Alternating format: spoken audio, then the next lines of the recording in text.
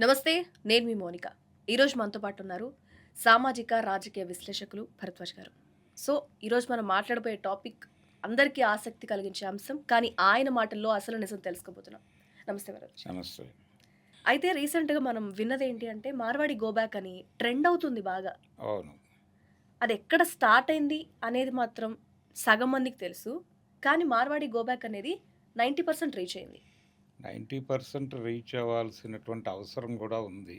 Okay. అంటే మార్వాడీల మీద ఎందుకు వ్యతిరేకత? వాళ్ళు భారతీయులే గదా! వాళ్ళెక్కడైనా ఉండటానికి అర్హులే గదా! అంటే భారతదేశంలో హ్మ్. ఎవరైనా ఎక్కడైనా ఉండొచ్చు. ఈ మార్వాడీలు ఎక్కడి వాళ్ళు? రాజస్థాన్ నుంచి వచ్చారు. హ్మ్. గుజరాతీ బనియాలు, రాజస్థానీ మార్వాడీలు లేనటువంటి ఊరు లేదు అనే పరిస్థితి. అంటే వాల్మీకి పద్యం ఒకటుంటుంది. 10 కొంపలను లేని పల్లెనైన రామభజన మందిరం ఒకటి వలయుగాక అని.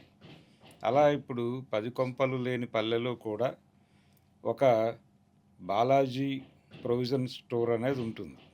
మనకు పాత రోజుల్లో ఒక జోక్ ఉండేది.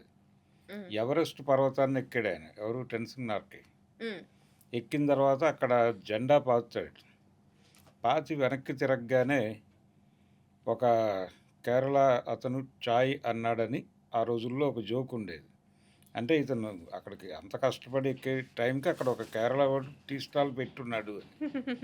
అయితే ఇప్పుడు పరిస్థితి ఏంటంటే బాలాజీ ప్రొవిజన్ స్టోర్ ఉంటుంది అక్కడ. అలాంటి పరిస్థితి తీసుకొచ్చారు వీళ్ళు.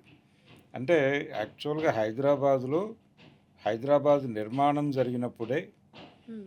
వీళ్ళకి చార్మినార్ దగ్గర 2 వీధులు గుజరాతీ బనియాలకి, 2 వీధులు రాజస్థాన్ మార్వాడీలకి ఇచ్చారు.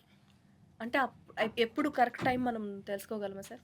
ఏది? చార్మినార్ దగ్గర అంటే అప్పటి పాలకులు. ఏది? నిజాం ప్రభువులు. ఓహ్! అప్పుడు వాళ్ళకిచ్చినది 2 లైన్స్ మాత్రమే. హ్మ్. ఓహ్! ఇచ్చి అక్కడ మీరు మీ మీ మీ జీవనం మీరు కొనసాగించండి అని చెప్పారు. హ్మ్.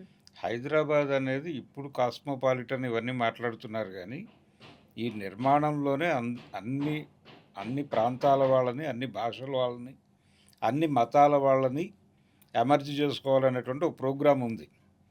ఇది అందుకనే భాగ్యనగరం అనే పేరు కూడా ఉంది దీనికి. హ్మ్. కాబట్టి ఇక్కడేదో రిజిడ్‌గా ఉన్నారు అలాంటిది కాదు. హ్మ్. అయితే మార్వాడీలతో వచ్చిన గొడవ ఏంటంటే, హ్మ్. వీళ్ళు ఇక్కడ లోకల్‌గా ఉన్నటువంటి వ్యాపారాలని కబ్జా చేసి, ఈ వ్యాపారాల మీద బతుకుతున్నటువంటి ఇక్కడ లోకల్ కులాలున్నాయి. అంటే కోమట్లు వ్యాపారం చేస్తారు అనేది మనందరికీ తెలిసిన విషయం.